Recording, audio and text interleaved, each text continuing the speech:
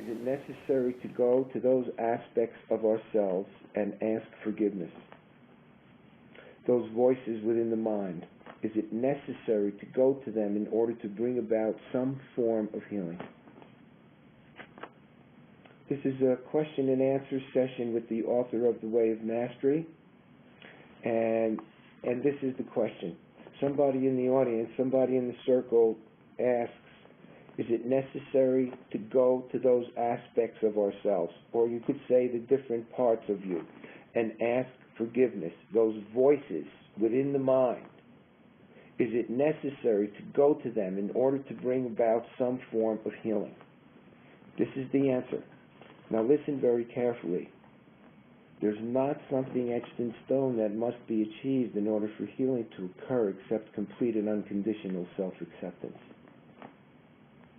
The way in which each mind arrives at that goal will be unique and somewhat different. And why is this so? Because each mind, each of us, has used its freedom of power, its freedom of consciousness to create a spiral that took it seemingly away from the deep sense of perfect union with the creative source. For you, as well as for many others, there seems to be stages at which accessing the different voices that you have made in your attempt to fragment yourself from the Creator can then be perfectly appropriate, perfectly empowering, and even it will seem to appear necessary from where you are as you find your way back to perfect union. This is what we're doing. This is the stage at which accessing the different voices that we have made in our attempts to fragment ourselves from the Creator, it can be perfectly appropriate, perfectly empowering, and even necessary from where we are to find our way back to perfect union. So for each mind, then, it is necessary to go within. For each mind, it is necessary to go within. So all of us in the class are going within and truly being honest. What am I feeling? I keep sensing that I haven't forgiven myself. Start to bring awareness to this in your daily lives, in between classes. Do you keep sense that you have, is there a sense that you haven't forgiven yourself for this thing or for that thing? I feel this voice that keeps coming and calling and saying, you're not good enough, you're not good enough. If those voices keep calling, it is because they are calling for your attention. They're not calling for you to hit them, spank them, criticize them. They're calling to your conscious awareness for attention. If you can see them in this way, this is the shift in perspective. If you can see them in this way, if the conductor can see them like this, then they can be best accepted as your way home. Look at the power of that statement. If you see the parts of you that have been told that they're not good enough as your way home instead of your obstacle to your way home, your life changes. Not because I do it, but because you've chosen to take a look and to see these voices in this way. And then you start to accept them as your way home. Because these voices call you, and because you have a feeling in your body, so you're going to be needing to pay attention to the feelings in your body, not what's going on in your head. What's going on in your body? What are you feeling in your body? Not what are you thinking about what's going on. What are you actually feeling in your body that you haven't, a part that you have that hasn't totally come to self-forgiveness? Then, by turning your attention, this is the conductor, playfully and innocently are the key words here. if we start to go down the path of self-healing, and we start to find parts of us that, oh, I didn't see this part, and boy, I feel bad because I didn't take care of this part, and then you start to criticize yourself, that's not the path. That's going off the path. So when you find them, you have to meet them playfully and innocently, not seriously and judgmentally. They've been wounded because they've been seriously judged. We need to bring just the opposite. The homeopathic remedy is the opposite of what created the wound. If a serious judgment created the wound, playful innocence would need to be an energy that we would need to cultivate. How many of us meet our mistakes with playful innocence?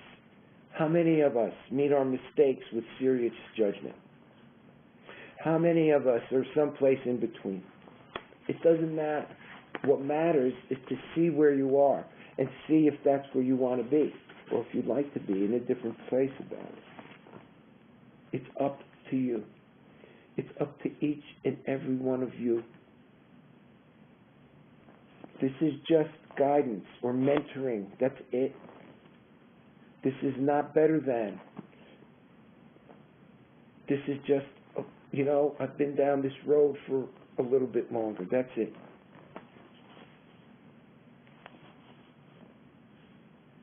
Because these voices called you, and because you have a feeling in your body that you haven't totally come to self-forgiveness, then by turning your attention playfully and innocently, not seriously and judgmentally, and listening to those voices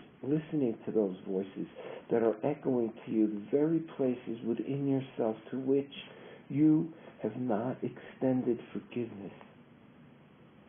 This will bring the voices to the surface. Then, have a dialogue with them as if they were a separate entity. Now, when I read this, I was in voice dialogue for a long time before I read this. I couldn't believe this when I read this, being a voice dialogue facilitator, that this is what Jeshua is talking about here. He's talking about voices. He's talking about having a dialogue with voices. He's talking about accepting the voices. He's talking about bringing attention and forgiveness to yourself.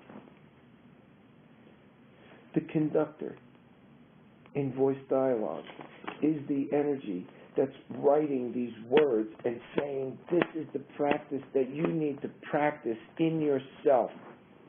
The selves don't do this. Jeshua is not one of the selves. That's the light speaking of the selves, of the different parts. And then you learn to wrap your arms of forgiveness around those parts. Imagine wanting to practice forgiveness. That what you wake up to do is to forgive yourself because of the nourishment that it brings to your life. You're not doing it for anybody else. You're doing it to practice mastering love, forgiveness, and love. See?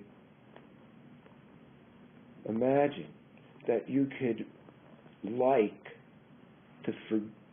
up and you want to practice extending the energy of forgiveness to yourself. Like food. Like nourishing food that dissolves the built-up blockages in the conduit. You are a conduit of energy. This body is a conduit of energy. It's actually like a transformer, a life transformer. A life transformer. That's what we're doing with this form. and the consciousness that's here. We're transforming life. Life is what we're saying it is, more than what we're blaming life for. We're saying it is. We're creating this. More and more, we need to see we're creating this. We create our heaven and our hell. Every thought, every word, every little deed, within time, begins to grow once we plant the seed. Reaping what we sow. Shouldn't we really know? We are the winners and the losers and the blessed and the damned. The cause and effect of what I really am.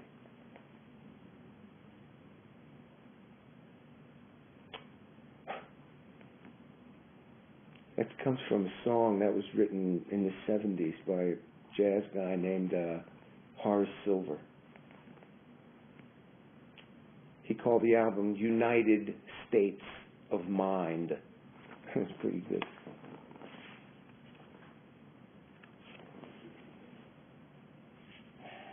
You learn to wrap your arms of forgiveness around these parts. That's what this 6 weeks is for us to help learn how to wrap your arms of forgiveness around the parts that have not been forgiven, that have not been healed, the ones that you definitely know are the problem, the ones that don't keep their word, the ones that lie, the ones that cheat, the ones that, who knows, the ones that, it doesn't matter. They're not there to judge anymore. They're not there to judge. They're there to say, oh my goodness, that's over. It's like reprieval. You're going to forgive them of all their sins. You're going to stop hanging them. You're going to let them out of debtor's prison. However you start to look at it. Open the door to your heart and learn to wrap your arms of forgiveness around these cells.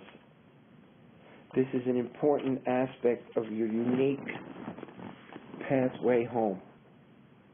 This is true for everyone. There cannot be denial. There can be denial, but not if you want to heal. There can be denial, but there cannot be denial if you want to go down this path. There cannot be comparison. How am I doing compared to how I'm doing with the other person? Or how did I do yesterday? There cannot be analysis. Like, oh, I'm going to analyze what I did, and then I'm not. Then there cannot be judgment. There can only be acceptance, allowance, embracing, trusting, and feeling until that one mind finds its way to bring the ship back into harbor. No one can do it for you. However, you can have many friends, such as me, who will assist you in the way that you have chosen.